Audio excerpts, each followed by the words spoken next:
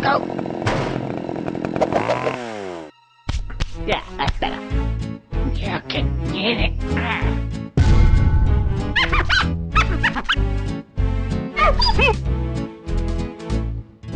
Marvelous.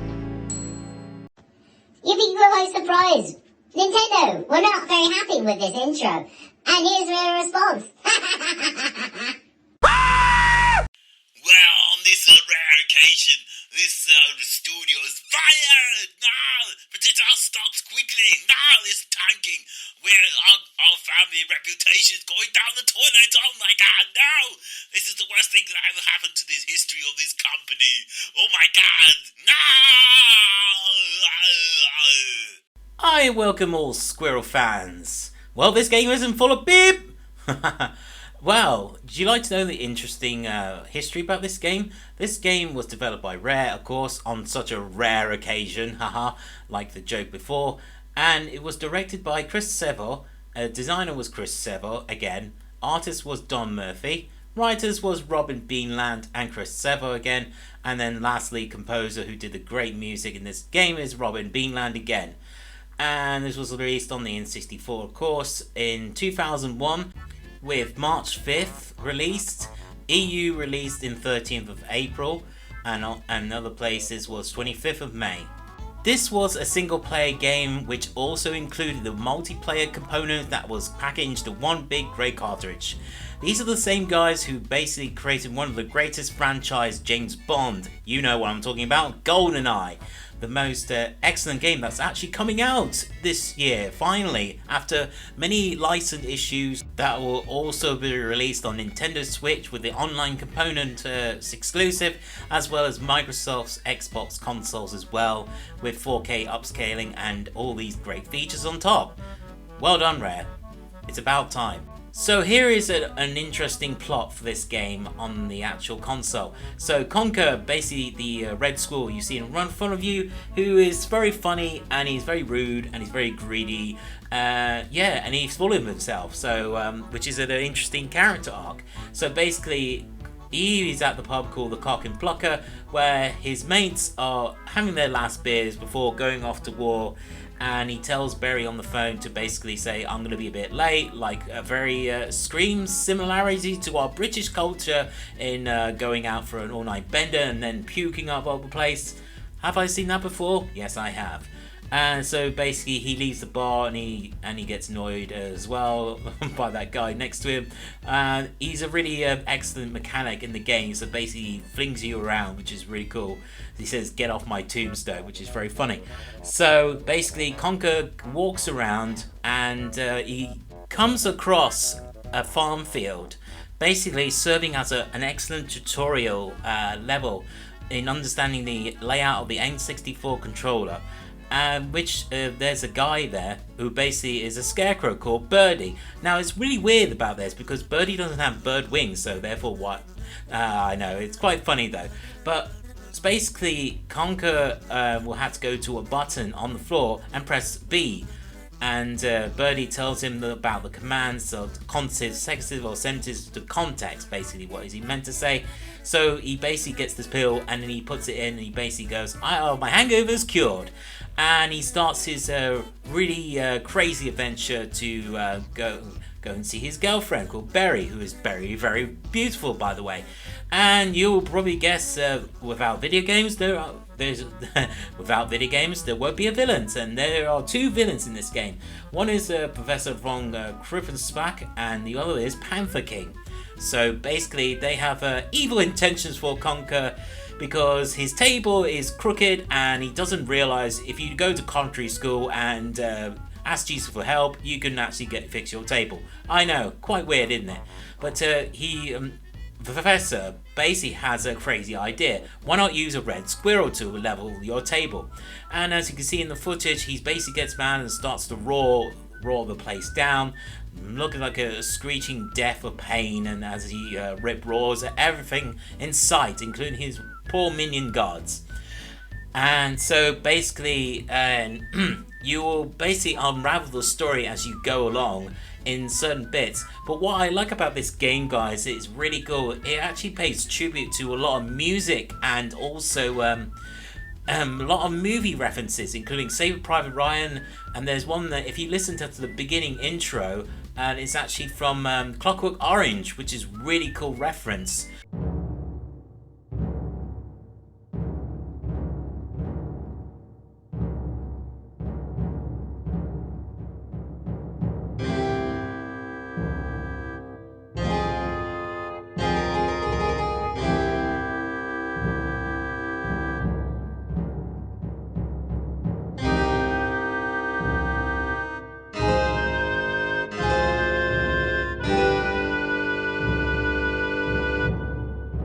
And I will tell you more about what I like about this game, and of course another, and I'll show you guys the history behind the game with the footage as well included. I hope you guys enjoy. Following the Nintendo successor to Super Mario 64, so Rare began conceiving and conjuring up ideas, designing a similar generic 3D platform adventure. And during the development of the excellent beat-em-up Killer Instinct Gold from '96, Tim Stamper had lots of plans going around to start a very cute squirrel called Conker. And in order to have the widest appeal, the staff at Project Dream, which is a really cool name by the way, saw the yet-to-be-named platform game during the creation of its engine, and was inspired to change from Dream to role-playing game to form a platform game in the visual and gameplay stylings of Killer Instinct. Both then upcoming Rare titles were announced at the Electronic Entertainment Expo in June '97, receiving the names Banjo-Kazooie and Conker's Quest. So the first two games were actually presented by Nintendo at the event. N64.com reported that Conker's Quest will be a clone of a Super Mario 64 game that makes gamers feel like they're playing through a Disney movie type sequence of Bambi, or in that sort of way, you know, playing through the story of Bambi in like a cartoon form, where Conker collects nuts and battles against a huge landscapes for him to explore, is joined by a female squirrel who assists him in making it through the journey through the game.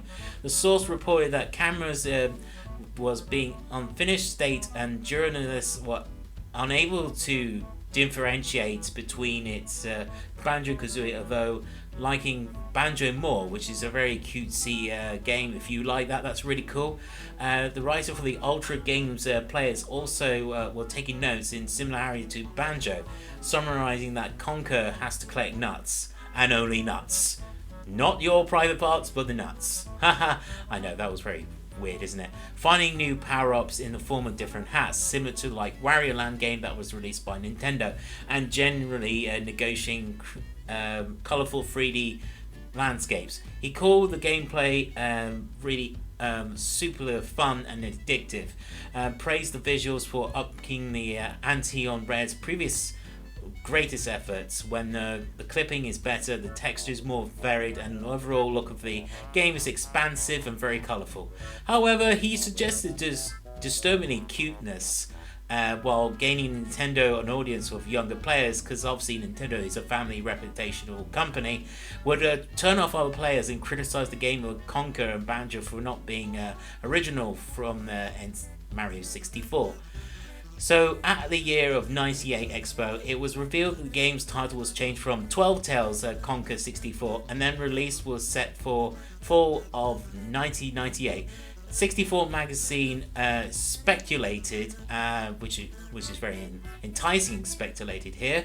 The name change was to prevent consumers from confusing it with another N64 title, Quest 64, which was released in '98. 12 Tales would have a single player mode and two-player of course, multiplayer modes. In single player, the player would play as Conker or Berry, and where Conker's segments would be an arcade-style platformer, including a really cool action sequences and intense speed. And Berry's would be the puzzle stages depicting her controlling her dino companion as well as feeding him. Screams Flintstones, doesn't it? So that it can protect her from the enemies. The two multiplayer modes will be a cooperative two-player mode where the players play Conker and an owl, and a split-screen four-player battle mode where Players attack each other with acorns. How original. Conker, unlike Bad Fur Day, moves into 4 legs in 12 Tales. Very interesting history. So basically, this is a transitioning into an adult game, which I'm glad they did, because if it was a cutesy game, I would have puked right now.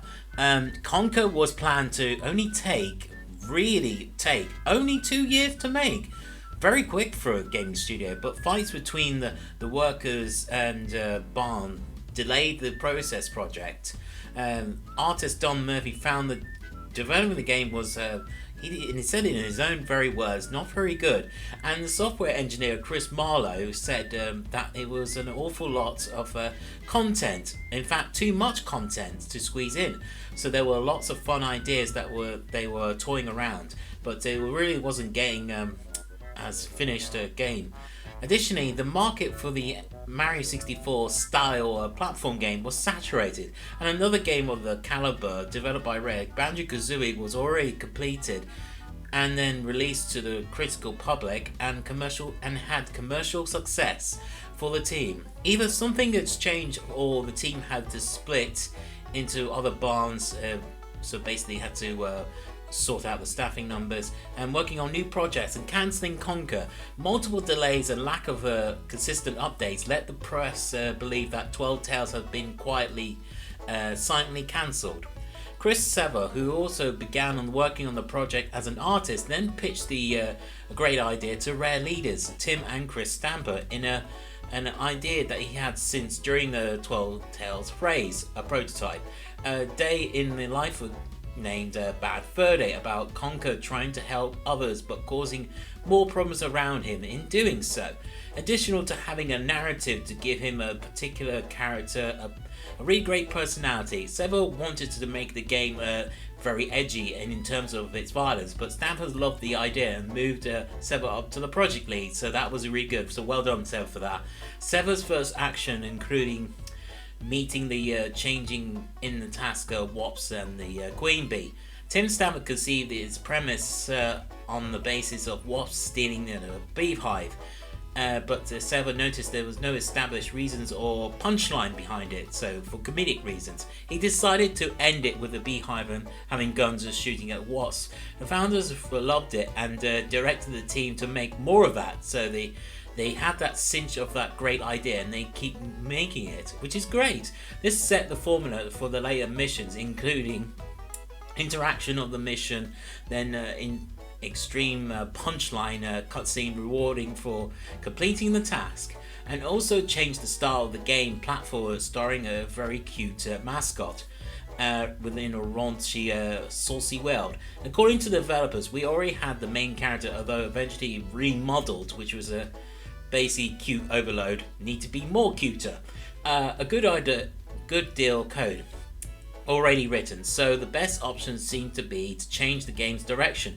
Mature humour was the key element, and I think it was a great decision, because if it was basically another Banjo-Kazooie, very cutesy with no substance or like great humour, it would have just fallen flat on its cartridge.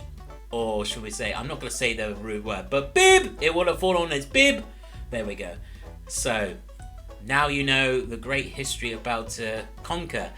And now, ladies and gentlemen, I give you Chris Marlowe's greatest performance as the Great Mighty Pooh. Enjoy! Me. I am the Great Mighty Pooh, and I'm going to throw my shit at you. A huge supply of tish comes from my chocolate starfish. How about some scat, you little twat?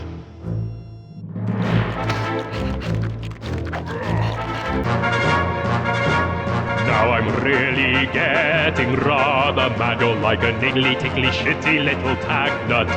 When I've knocked you out with all my bab, I'm going to take your head and ram it up my butt. Your butt. My butt. Your butt. That's right, my butt. Ugh. My butt. My butt.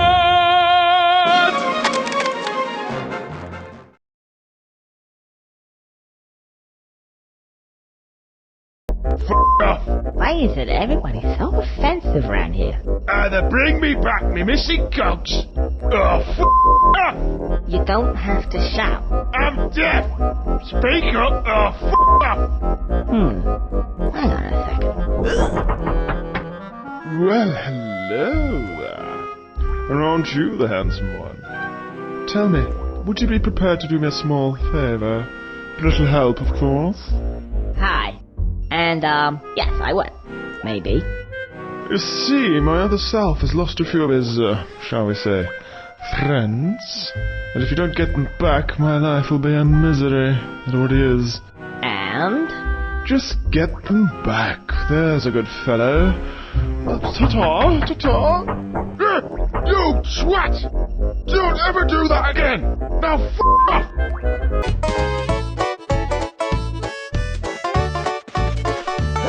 What about me?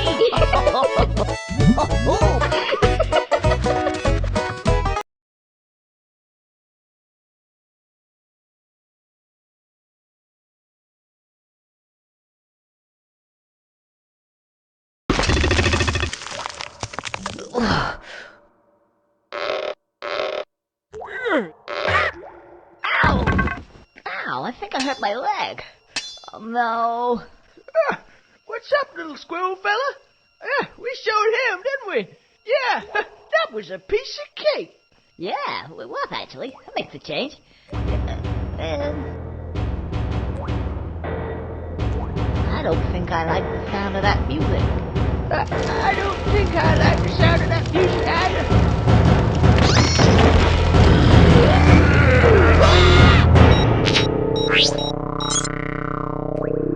Susie 9mm. I'm right here, sweetie pie. You just tell me where to shoot.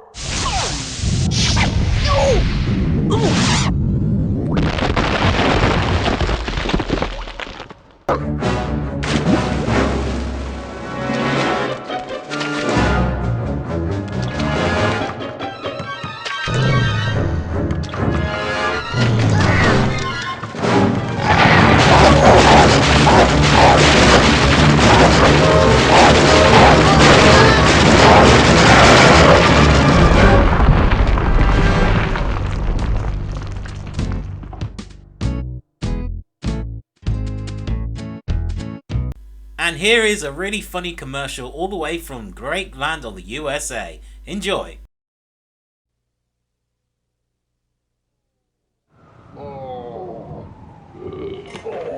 So we're out partying last night.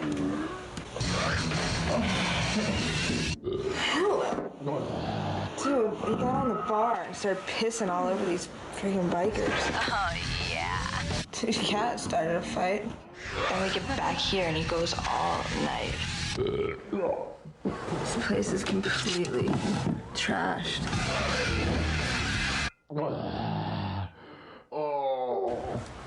He's paying for it now.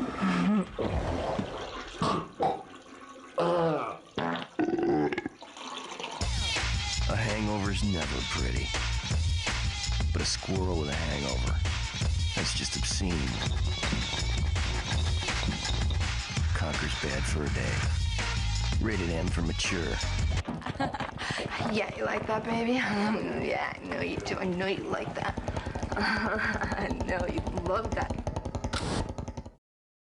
So after the great release of Conker's Bad Fur Day, Rare Studio began making another direct sequel to the Conker's Other Bad Day, which obviously didn't come to light because of Microsoft bought them out. Sever revealed the game would deal with Conker's somewhat unsuccessful tenure as king, so as he destroyed the Panther King. He spent all the treasure money on beer and parties and hookers. Yeah, that's quite ironic, isn't it? And then he is thrown into prison. Conker is faced with the prospect of execution while the game starts on his escape and ball chain attached from the castle's highest tower in 2002. However, unfortunately, Rare was purchased by Microsoft, who told them that they were not interested in such project. Now, I don't understand this decision by Microsoft. Can you two please do a sequel like we're supposed to be promised? But yeah, so they basically did a remake of Conker's Bad Fur Day titled Conker Live and Reloaded, which I do have on the Xbox. It's alright though, but basically they censor out the a lot of the swearing in the remake, which was terrible. So I prefer the original. Was released under the Xbox name in 2005. Favorite critic reception? Yeah, I don't know. Developers noticed that the difficult to port to the game in the Xbox system because of Bad Fur Day's micro-coded performance optimizations have been deeply customized for the N64. And I noticed that if you play the game on Xbox, it has a lot of artifacts still to this day in the actual game engine, which is really odd for this. Conker Live and Reloaded updated the graphics engine and included a multiplayer mode that was supporting Xbox Live Initiative service, and additionally some aspects of the single player were adjusted in several minor obscenities, with the voice dialogue presented in the N64 game was heavily censored at Microsoft's request. Why taint art, Microsoft? So the camera control was redefined. It's okay. And then the auto talkie system was added to the game, so they added something good on top of that, which was good. So after the release of Live and Reloaded, Rare began work on another game, Conker's universe title, Conker Getting Medieval. The game was to be a multiplayer focused game and did not feature Conker as the main character, with Rare instead hoping to focus on other characters in the series, but the game was ultimately cancelled. Conker returned into a new episodic campaign for the sandbox game Project Spark, and he looks horrific. I'm sorry, but here's the picture of it. That'll give you nightmare fuel for life. The campaign title Conker's Big Reunion, it was set 10 years after the events of Bad Fur Day. Seven reprised his voices roles. The first episode campaign was released in 2015, and then the other remaining ones were cancelled following to September. Conker's Bad Fur Day also included, as a part of a Rare Replay collection, a compilation for Xbox One, which you can obviously still buy if you like to, marketing the original game's first release. The compilation was definitely released on August 4th, 2015, and it has other Rare games as well. Battletoads, Banjo-Kazooie, Perfect Dark, and many more great classics onto one disc. Why did Conker got stressed at work? Because he had a bad fur day! I know, that was a very terrible joke. Oh no! I can't believe that. Alright, we come to the end of the video. Here are my final thoughts. I have to commend Rare for taking the game in a different direction instead of another cute platform game like Banjo-Kazooie. Why is it the greatest video game? Well, it has great sublime graphics that push the N64 console limits. The script was pure genius in referencing so many movies, aka spoofed in the story journey, that will guarantee to make you smile and laugh like a hyena at the same time, which is remarkable. The only complaint that I have is the water playing stage. Oh my god, always gives me nightmares and high anxiety. Because it's so deadly with those gaps, isn't it? Oh, ay. Some people have been saying on the YouTube community that, do we need a sequel to Conker's Bad Fur Day? All I have to say is yes, because you left it on a cliffhanger when Conker became king. It's just a shame the sales of Conker's Bad Fur Day is now becoming an excuse the pun here. It's bloody rare to own. On eBay price, it's floating around about over 100 quid complete copy. Yikes! As Retrodude says, retro forever. And thanks for watching, guys. The next game to be praised is GoldenEye on the N64.